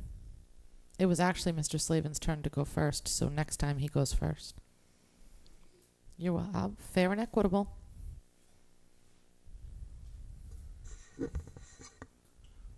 believe that at town meeting, they basically voted to go ahead with this, and what it did, it authorized us to go ahead and sign the TIF. So I think in the future, you can discuss it more, but as far as the TIF goes, normally 50% is a normal thing in most towns, from my experience, but when we go forward, we can have something documented ahead of time. But town meeting did take care of all we have left is just to go ahead and sign. Yes. No, I understand that, but I do, for the record, want to make sure that in the future, the town, the Board of Selectmen, the town administrator, and town council have input into the agreement before it's sent to us by somebody else already drafted. Understand. Typically, these are a negotiation or a process prior to going to town meeting. We agree. We agree? Yeah. All right. To get a round of applause, Mr. Slavin agrees with me. Okay. Mrs. Begley? I have a couple questions. It's not about the 50% of the property tax exemption, because that's pretty much non-negotiable. That's what was voted on at town meeting. The items that I personally feel that could have been negotiated, and I've been told that this was crafted by the business itself, is, for example, it says the company shall retain a minimum of 130 full-time jobs in the town. They're going to relocate an additional 10 full-time jobs to the town and create an additional 25 full-time jobs within the town over the 5-year period. And there's no allocation as to their efforts to make sure that those are Wareham town residents. So there are a number of other areas that we are not bound by town meeting that I find unfortunate weren't negotiated. So until this document is signed by this board, is this a given, or are any of these items beyond the 50% that we're bound to in town meeting negotiable? Well, Mrs. Begley, well, two things. First of all, item number 5 does address the issue of Wareham town residents, where they suggest that they will make reasonable efforts to open the newly created permanent full-time jobs at the facility to qualified residents of Wareham. I don't think anybody is mistaken that I made it very clear when they sat before us that one of the benefits of a TIF agreement to the community is that it creates jobs that should be kept within the community. What's a reasonable effort? I don't know. I'm sure that my definition is different from others. But Madam Chair, that's my point, is it customary for a document just to be crafted by the business and then the town agrees to it, or is it customary that the document is negotiated and then comes before this board for signature? It's my understanding, and I've been wrong before, not often, that typically these don't give me that look, that typically these agreements are negotiated, brought before the board, and then brought to town meeting. We did it a little backwards, but that's okay. It's opposite day. Opposite year. But I don't believe at this point in time that we're in a position to go back to the bargaining table, unfortunately. I would tend to agree with your assessment of that. However, we have, I think we have to take a vote on this tonight. Mr. Teitelbaum? Just one more point. This, I believe, is the first one of these the town has done in something like 13 years. Mm-hmm. So perhaps the people out there listening will, I can beg their indulgence a little bit for the process perhaps having gone in an inverse order from what is typical, since we simply didn't have a knowledge base to fall back on, at least within recent history, to guide us in how to do it. So we learn by making mistakes, unfortunately. Well, and I appreciate that, Mr. Teitelbaum. And, you know, I mean, this is one of those things where we need to look at how this came about, and we need to make sure that in the future we set a process in motion that will be followed, that everybody's comfortable with. This is now at this point water under the bridge, and we must move forward from it, understanding that it's a learning process. It's a long, you know, it's been a long time. So we'll chalk it up to that. And if there's no further questions, comments, objections. I just have one Okay. quick question for Attorney Bowen. Okay, shoot. In crafting the motion, Attorney Bowen, do I have to read the entire document? Oh, no. Well, I'm talking about the whereas part, or can I just do the top up to witnessed and would I use today's date? Is there a particular motion that's already been prepared? And while Attorney Bowen is looking at the document, board members, please be advised that there are 2 copies of this agreement. Both need to be signed. They also need to be signed before a notary. Whoever's going to notarize the document, because this is says yes. So I would suggest we can certainly make the motion, but any member of this board that chooses to sign it should go to the town clerk and have it notarized. So, Madam Chairman, I think the motion to authorize the signature would just simply be, I move to authorize, I move to have the Board of Selectmen execute the TIF agreement between the town and T. Marzetti. I think that's enough. Did you get that, Janet? So moved. Motion made by Mrs. Begley, seconded by, was it Mr. Slavin? By Mr. Slavin. Questions, comments, discussion? All those in favor? Aye. Aye. Opposed?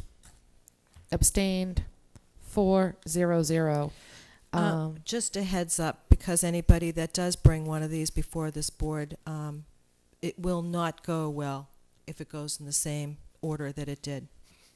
It's unfortunate, and I think that we certainly are serving the businesses and we're serving the town to our best ability, but I think we could have done better for the town. So anything that should not be coming backwards to this board.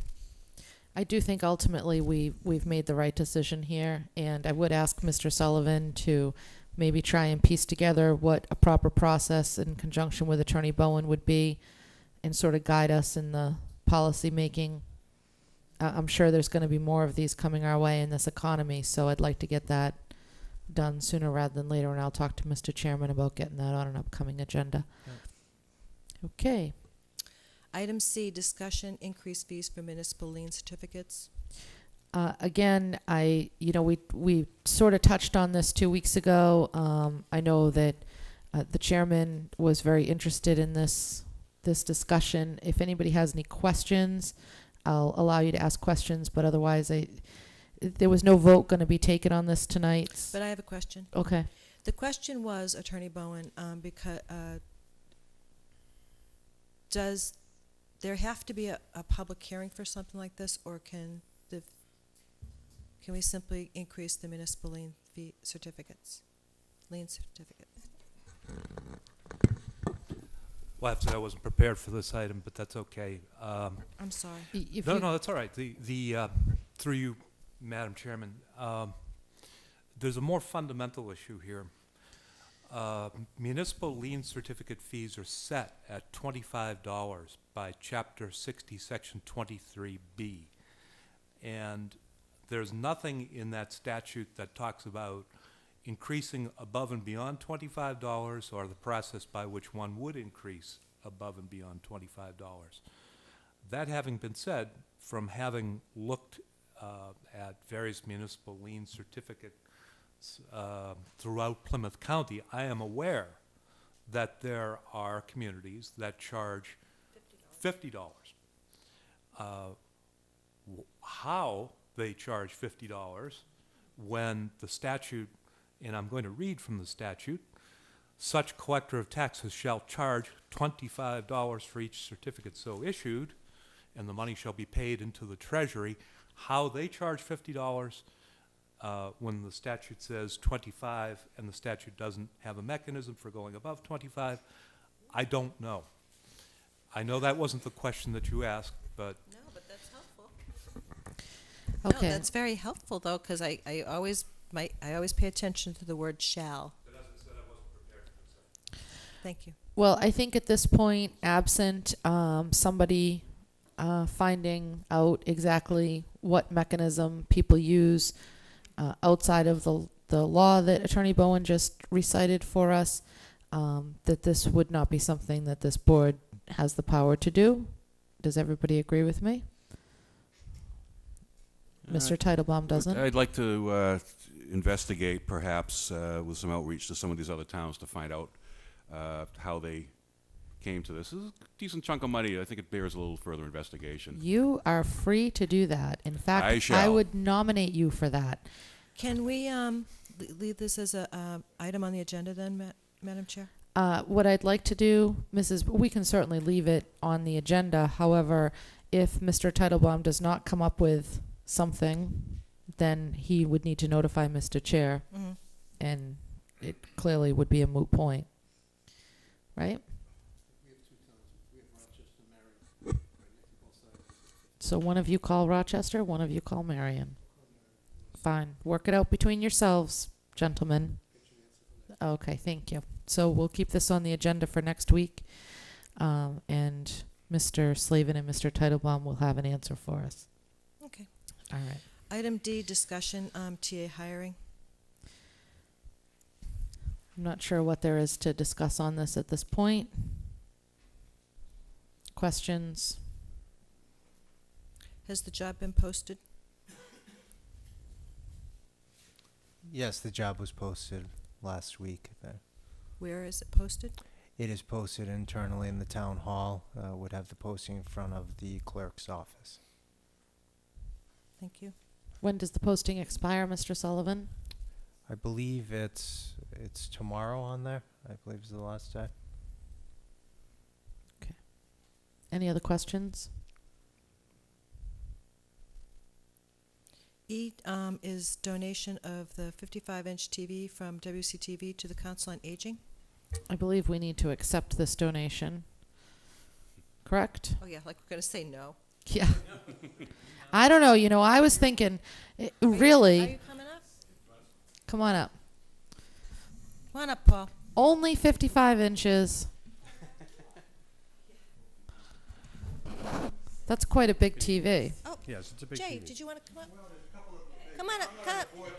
Come on, come up, come up.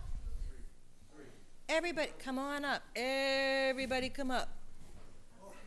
Come on, Jay, you're gonna, come on up. Everybody can come up, right? Right. We don't bite. Well, some might, but don't worry. I just wanted to give Derek a scare there. Hey, since we've got such a large viewing audience, I think I thought of a way we could offset some of the town's financial woes. I see Dunkin' Donuts, I see Poland Springs, I see Apple, I see Dell. We just charge the... Oh, for advertising. There you go. Or else we should Good be putting tape idea. over them. There you go. And you know, There's 9,600 households watching. Good idea. you can reach out and ask them for that. So, we're here to donate the television. We picked it up in July. I was on the Council on Aging, and my commission ran out in June.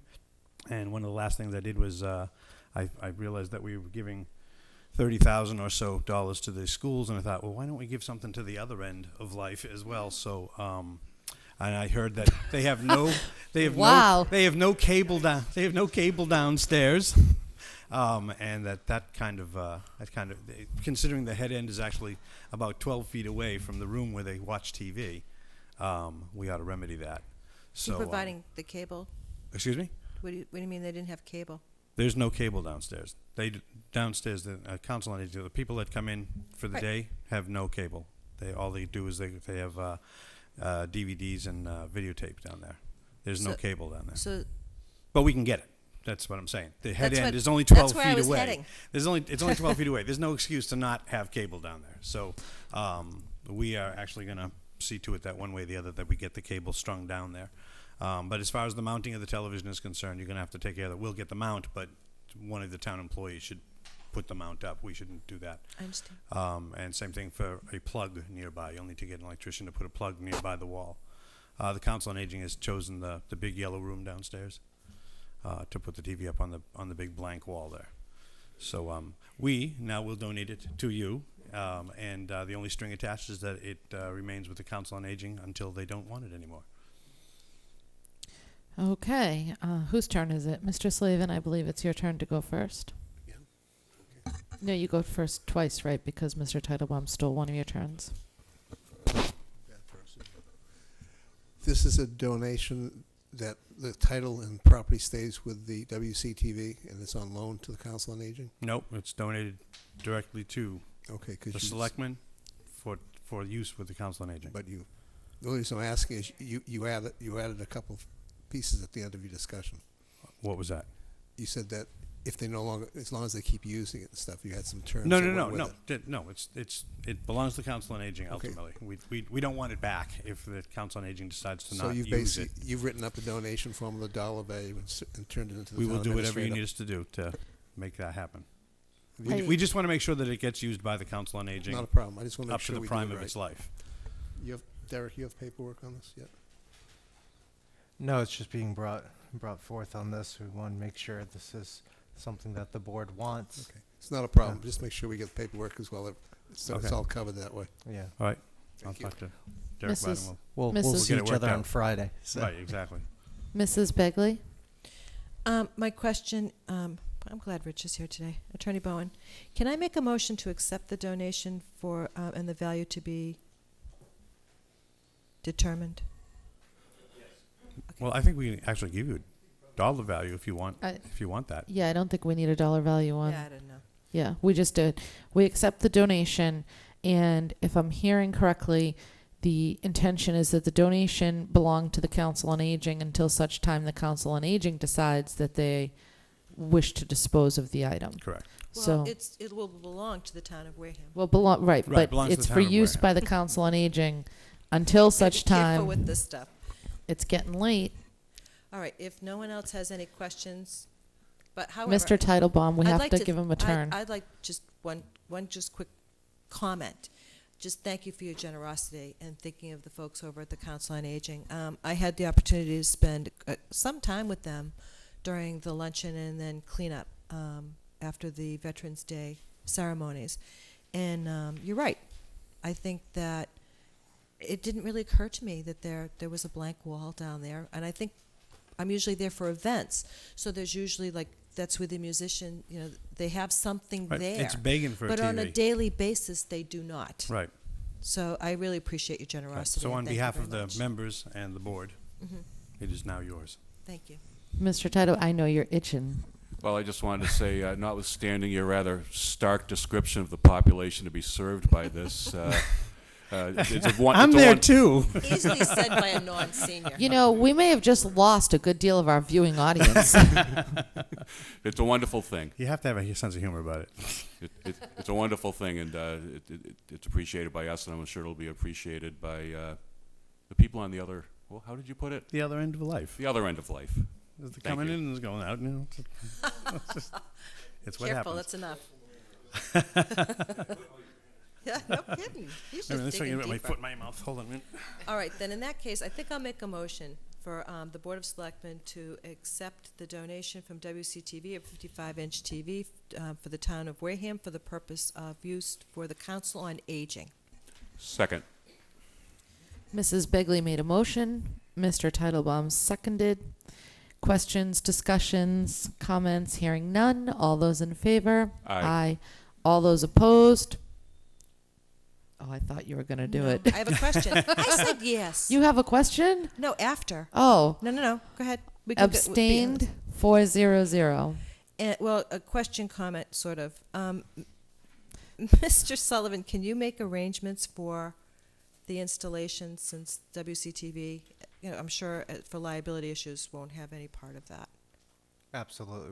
We're not just going to let that sit on the ground. Hey, 55-inch TV, don't they have a Wii? And no, you are not moving your office They over do have here. a Wii. The Wii No. actually is at the library, which is why we had to go through this rigmarole, because the Wii needs to come back. Right, because they'll have a 55-inch TV with Well, it's a their, t- and they're actually, they we're can actually, bowl or something. we're actually doing a TV and a Blu-ray DVD player. Cool. So. And the mount. Yes. All right. Thank you very much. We do appreciate it. You're welcome. Okay. Item F, any other town business not reasonably anticipated 48 hours prior to the posting of this meeting. Anyone? Shouldn't be anything. No surprises. Moving along. I guess, I don't know if I would put it under this, but it's something for the future. I spoke to Mr. Sullivan. This was, it's not 48 hours, so I'm just going to make a statement and ask. I can bring it up on the town Okay, administrator's good. report. He's to good. be He's safe gonna. on He's that. gonna. So take, town administrator's report is item 10. Oh. and that No, would we be can do it. Mr. Sullivan. You're on. All right, I'm I going have to copies for pass everyone. out What do I do with a police incident report for the board. Oh, I made copies too. We killed a bunch of trees for nothing. Here, you have one. I already got mine. Gentlemen, you can So I leave. would ask that the Board of Selectmen review this. And what happened was a complaint was registered with us about I didn't this sign yet. this restaurant and facility, that it had been closed down without notifying the board, and there was also some notification of a change of ownership without notifying the board. I had spoken to our office personnel over there. They'd said some gentlemen had come in saying that they were going to purchase the property, had brought some forms, but never returned them. So it would probably be a good idea before this license, I believe, expires at the end of this month, that this gets resolved.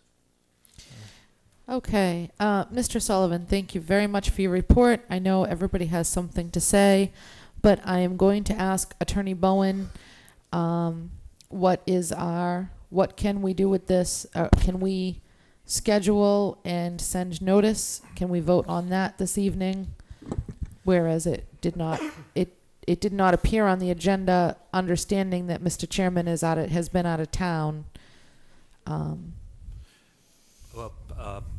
through you, Madam Chairman, to the board, to the extent that that something like this is ever a serendipitous event, the timing of this is serendipitous.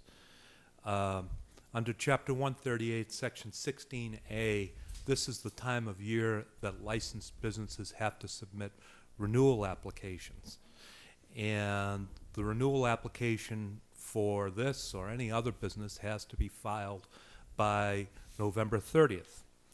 And if it is not filed by November 30th, it is treated as if it were a brand new license application. Now, if I may, to the town administrator, do you know whether this particular business has filed a renewal application? We don't have one yet from them. So that leaves open a couple of options to the board. Number one, if they don't file a renewal application on midnight of December 31st, they no longer have a license. I said two options. This is now going to sound like a Monty Python sketch about the larch, for those of you who are old enough to remember that sketch. And now, the larch. There are three options. I'm not that old. Well, I guess for those...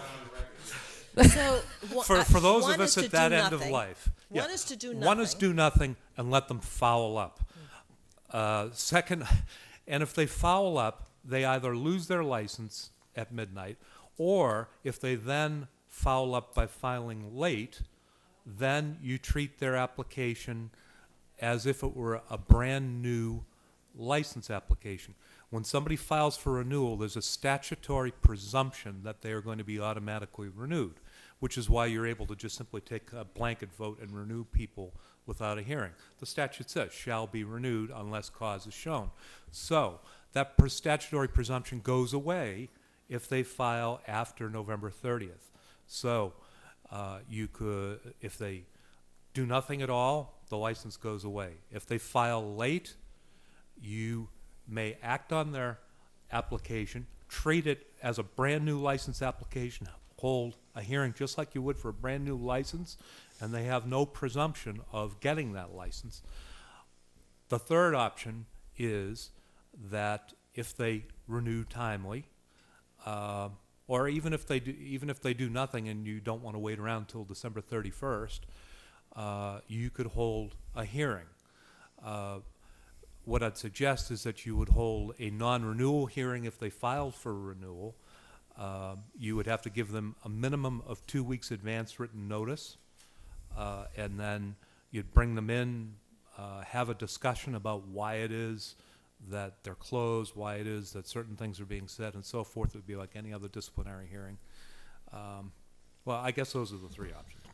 So let me make sure, but since I don't remember the large from Monty Python. The other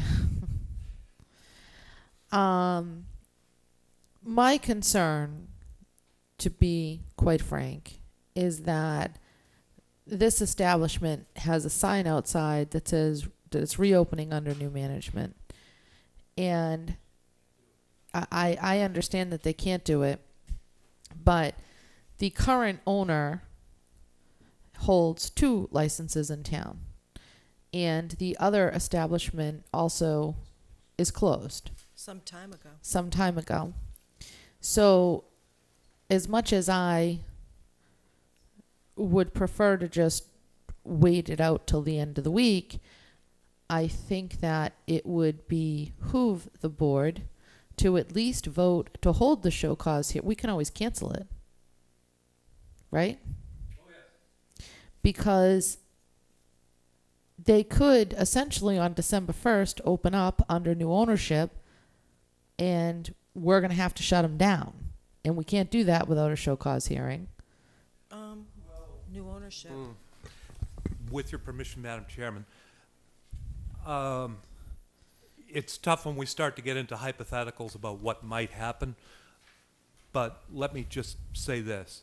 If some people who don't have the approval of the Board of Selectmen to sell alcohol are selling alcohol, that is a criminal violation.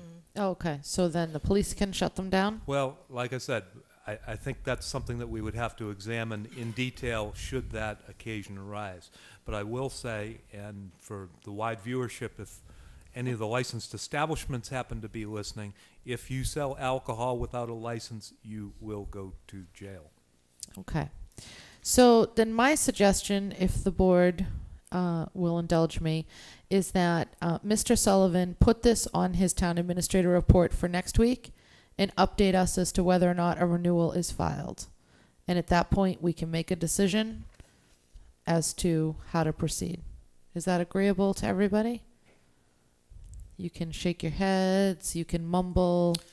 Absolutely, and with this, it would be for both establishments, correct?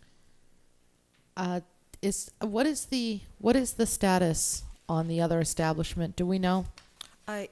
Madam Chair, I asked Shirley, and she said that the license was never surrendered to our office, and that the holder of the license still has it. So that's the second establishment that they have.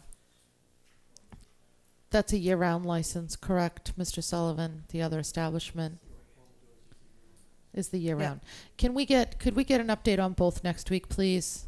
You look into that and let us know, and then, and can you phrase it on your town administrator's report in such a way that should the board decide to take decisive action, we'll be able to do that? I'd appreciate that greatly. Yep. Do you have anything else to tell us about, Mr. Sullivan? Yes, I do, and I'll be quick on this. The last time we'd met, the auditors were in the building on Wednesday, right before Thanksgiving. They did leave, and that was after extensive reviews. They're currently working with the Department of Revenue, going back and forth, because at this point, the Department of Revenue wants to hear from our auditors, and wants to hear directly from them, and not sort of fed through the town. So that's a great development. We got through a lot of work, and we're excited about where it's going. Now, the other part to that is today the DOR approved from the assessing office the LA3, LA4, and LA13, which are a major step in getting our tax rate set. We also anticipate, given where things are, to submit our balance sheet, which is what would give us free cash, and as well as enter all the numbers into the Schedule A by the end of this week, according to the accounting office and the people that we're working with. So we are in a major step in the right direction, which is and this point would be approximately, I believe, 2 weeks sooner than what we did last year. So. Good work, Mr. Sullivan. Well, Anything else you want to share? Well, it's sharing time. And it's the accounting staff that's working in there now have been. Well, please express our good work, good job. If you have stickers. You might want to save stickers for this one because it's. Now we got a good one? Now we have a good one. This one, there's a little limited information provided due to patient confidentiality, but I received this email from David Evans, the director from the EMS, and it said, Derek, just to let you know, occasionally EMS responds to emergencies with a happy ending. On November 22nd, 2012, at approximately 1 a.m., Wareham EMS paramedics Cheryl Evans and Brian Donahoe responded to local residents for maternity call. On arrival, the paramedics found a woman in her bedroom, and she was preparing for delivery. As they were doing the exam, the woman had a contraction and pushed and delivered a baby boy there. Yeah. So we have a new residence there, and the EMS were fundamental in that. So everybody's happy and safe at this point and healthy. So. Congratulations to them. Yeah, I just want to thank them for a job well done. Good job. Stickers for them, too. Good stickers. They're great motivators. And I'm done after that. Okay. Does anybody have any questions? It is Mrs. Begley's turn to start. I have a couple questions. One is, now that the auditors have gone through and the dust is settling, et cetera, where are we for setting the tax rate? Do you know? It looks like we'd be approximately 2 weeks ahead of where we did last year with submitting everything. At that point, the DOR is reviewing it, and it'll be working with them on the numbers and the questions that they ask. So we don't know the date that would have come before this board? No, we wouldn't know. Not even close. Okay, that was I heard you say the other part of it, but I was just kind of trying to pin you down. And what about posting the town accountant's position? I mean, my concern is this. Even if it was posted tomorrow morning at 9, with the process, with getting it out there, getting applicants back, even beginning the process of going through them, then interviewing, et cetera, we're talking, I'd say 2 months anyway, and that's being optimistic. So where are you with posting that job? Yeah, I've spoken about this several times, and I understand your position on it. I'm not going to post it till after the first of the year, and there's reasons for that. One of them is I want to have the tax rate set and that all cleared up before we have a posting out there. Number two is still other communities that have viable people that would be viable to come in here and work as town accountants with the experience necessary are still setting their tax rates as well. There's over 200 communities that have not done that yet. Mm-hmm. Well, and the last part is it's the holidays, and I gotta say it's not the best time to do it. So, and after the first of next year, that's when that first week is when I plan to post it for the sufficient time and go through the proper part, because I don't believe that if we posted it now, I don't think we'd get the best candidates or the best. Thank you. Yeah. I've been asked this question by a number of people, so it's not, believe me, it's coming from back there. Yeah, and I understand. And so this seems to be the forum, since we're so well viewed. Since so many people are tuning into us, NCIS is on in 5 minutes. So that's right. So hurry up. They'll be flipping the channel. My other question is because I'm unfamiliar with it, Derek, and I just received this at 4:30 this afternoon, and it was an email from Matt Underhill that was sent on behalf of Elsa Miller to me. And I asked Madam Chair about it, and so without getting into the whole thing, I believe it was probably sent to us each individually. And it says, Elsa Miller has asked that we create I assume, a login to the state gateway system so I can sign off on the tax rate after the board votes. And so this would be as opposed to me seeing a piece of paper and signing it, I guess. This, I believe that section's for the LA5, which is what the board voted on for setting a single tax rate on there. Right, but I guess this is what I would have, I probably, had this come from you with an explanation, be a little bit different for Okay. me. So just getting it, that As Elsa soon as Miller she's wanted me done. to do this without an explanation was like, what? No, Okay. I'm not doing it. Oh. Not without an explanation. Anything else, Mrs. Begley? I think that's it. Okay, thank you. Mr. Slavin? On the assessor, that was explained to us when she was before us. She explained that it would be a lot easier if we basically would log in. She asked Matt to set something up so we could log in directly to sign in individually. Well, as just for everyone to know, he gives everyone the same password. So my first order of business for anyone that is, He has a note on there to tell you how to change it. change your password. Please change it. It's right in the note. Mm-hmm. Okay. Just a couple quick things from the town administrator. Actually, one. We had an issue before, I believe it was Graziano, I think it was the removal, soil removal, sand removal. Off of Glen Charlie Road, is that what you're speaking of, Mr. Slavin? Yeah, but the company itself. The company itself is Graziano, yes. Yeah, and the problem we had is there was an outstanding balance, and there was, I don't know if the town administrator has worked out a payment program with them or where we stand. And I don't think we're getting constant monthly reports of payments either right now. We are getting reports on there. I thought it was I don't know if it's monthly. I thought it was the quarterly Are you talking reports. about Highland? Highland Dam. We just got them a couple months ago, or a month ago, maybe two, from Mr. Churchill. No, didn't we? We got Mrs. one after. Begley, yes, but you're speaking. I'm out of- sorry, I beg your pardon. We got one after. I believe that they come out, Mr. Slavin, I believe that they come out quarterly. And I believe that the letter from Mr. Churchill expressed that the company was doing it the best that it could to make up on the arrearage.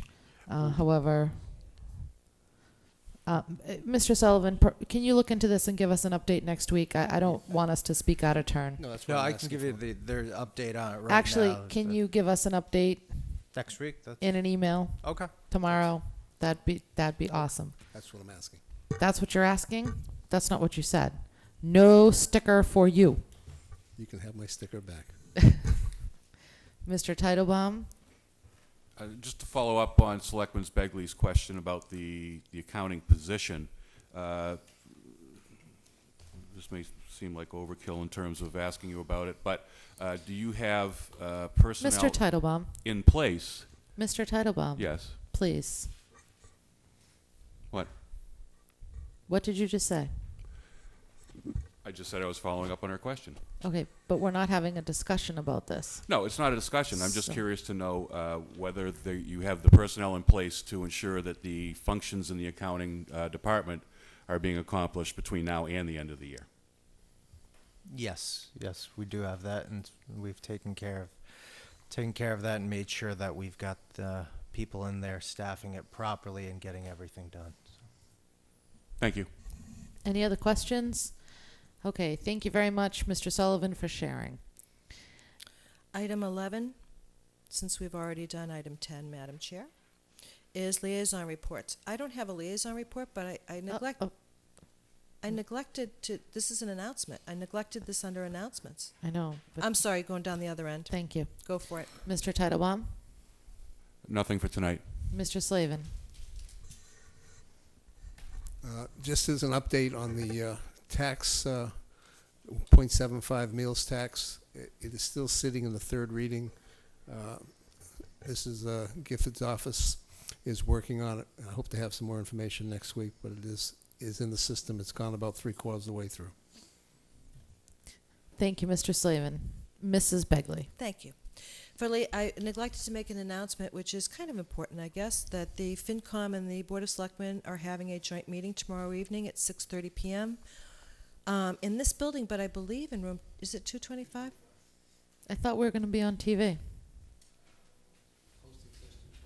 The posting says 2:25, but if, you know, a lot of our viewers show up, I imagine that we can change the location, Madam Chair. I don't want to disappoint them. But, and just to let people know, the reason why many of us don't have liaison reports is that our committees didn't meet for some weeks, given the holidays. Is that all, Mrs. Begley? Mr. Drinkwater back there, didn't we ask WCTV to come and film tomorrow? What?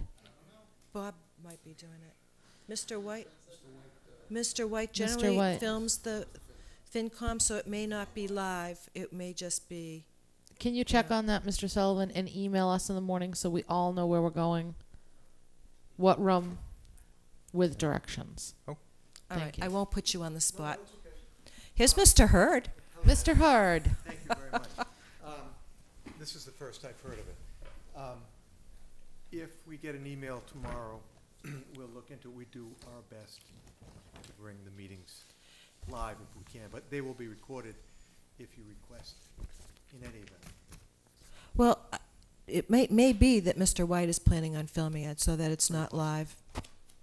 Very possible. But thank you very much. I appreciate it. You're welcome. Yeah, I haven't seen Mr. White miss one of those yet, so. Now, the Transportation Action Committee had met, and there isn't a whole lot going on with that. The RFP was vetted by council, a lot of very helpful information for all of us. So that's going out. It's unlikely that, well, to back up, the Transportation Action Committee had been entertaining the possibility of having a company that specializes in refurbishing buses take a look at some of our older buses. The refurbishment is primarily on the exterior. That doesn't do a whole lot for the chassis or drivetrain. So the Transportation Action Committee had recommended that the monies that were allocated by town meeting and whatever's left from their deficit spending from McKinley-Vento monies may be best spent by purchasing the new to us but used buses.